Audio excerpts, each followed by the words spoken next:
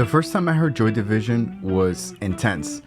It was Love Will Tear Us Apart, and it just hit me. The synth, the lyrics, just everything. But here's the thing. It wasn't because of some mind-blowing guitar solo or some complex time signature. It was something much more powerful than that.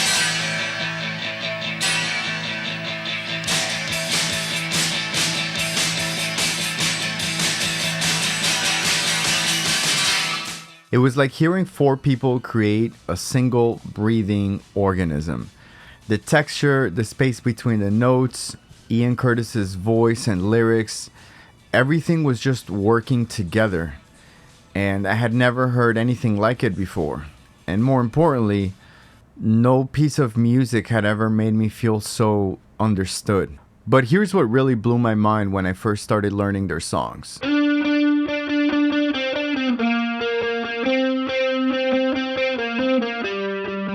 They're not that hard to play. I'd only been playing guitar for a few months when my first band decided to cover She Lost Control.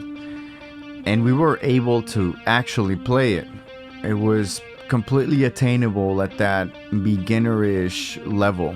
And that made me ask, how can something so technically simple be this good? Because let's be honest, today's guitar culture is obsessed with virtuosity.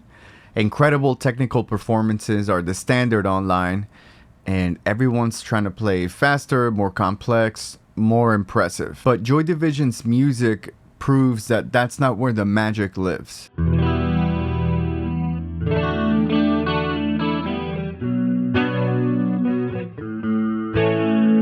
Let me break down some of the things they actually did and why it works so well. Take Love Will Tear Us Apart. It's a pretty simple melody line, hitting the chord changes.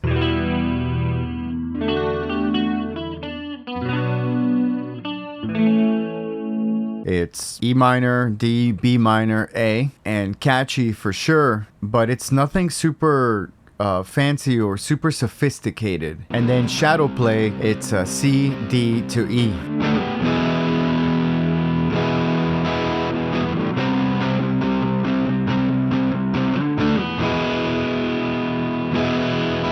Transmission, it's a 2 chords.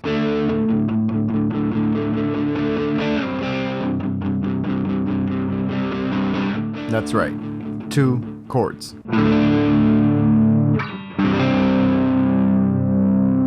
Bernard Sumner's guitar parts are rhythmic, simple, straightforward.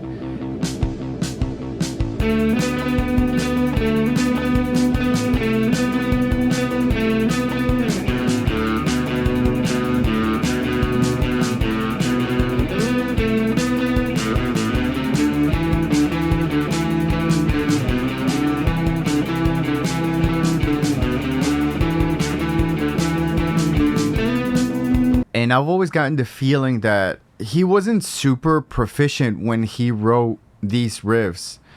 And I think that's exactly why they work. He maximized the musical tools at his disposal instead of trying to show off things he didn't necessarily have. And it's all about the phrasing. It's musical. The lines just sing. It makes sense. It's not about what he's playing. It's about how and when he's playing it.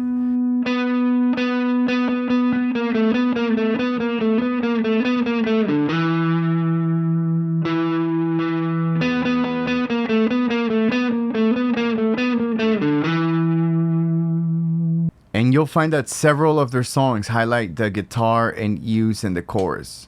Normally you have a catchy hook or a vocal melody, but here the guitar serves that purpose. The guitar lines become the choruses sometimes. Stephen Moore's drums don't fill space, they are the space. The drum machine-like style, it's repetitive, but because of that, it becomes like a canvas that lets everything else shine. It's the foundation for everything. And ultimately it's about the song, and the drums are fulfilling a very specific role. On their own, they might not seem like much. They fade into the background, and then your attention is focused on the other players or the other parts, like the guitar melodies or the lyrics.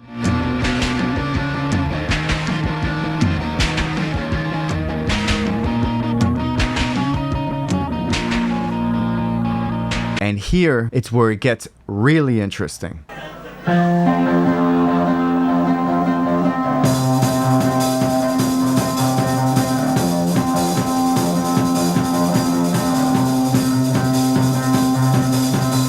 Traditionally, bass sits in the lower register. It supports the harmony, it follows the drummer, but Peter Hook threw that rulebook right out the window. In ceremony, Hook's playing a riff that would normally be played by the guitar, especially in that register. In digital, the bass riff is the song.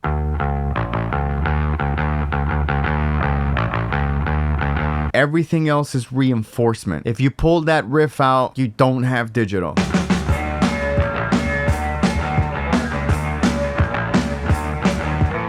He's playing these riffs really high on the bass, which is not just unusual, it's a little bit unsettling. Your ear expects the bass to be the foundation, but now it's floating above everything. Even if you don't know what's going on specifically, the bass is behaving differently. So the riffs carry a different texture, they have a different weight to them, that if the guitar was to play them, it just...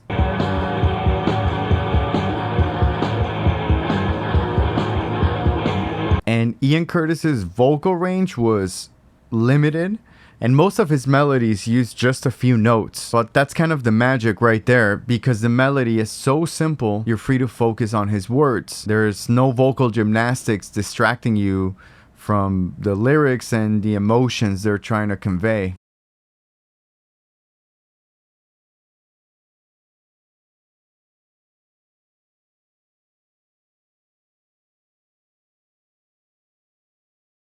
And his words, they hit every time. It's one of my favorite things about this band. And I think that Ian put his heart and soul into his lyrics, and they were honest and trying to convey his experience, not in a biographical sense, but really more just resonating with emotion. I hear that from every band member. They were at the edge of their abilities, making something honest and true. And I've made the mistake of thinking that I needed to add more to the music in order to make it better. You know, adding more notes, more effects, more complexity. And Joy Division taught me the opposite. It's about conveying something and connecting. The music is a tool for doing that. It's about removing ego and removing yourself and just doing the best that you can with what you have. Don't try to be anything other than yourself. And the next time you're writing a riff, ask yourself, what can you take away instead of what can I add? What happens when you strip it down to just the essential elements? Music is about connection. What is the artist saying or playing that is resonating with you? What sounds or notes make you react? It's those answers that can lead to learning more about ourselves. And that's one of the lessons I take away from this band, is that complexity is not a requirement to making great art. I'm curious about the things that resonate with you.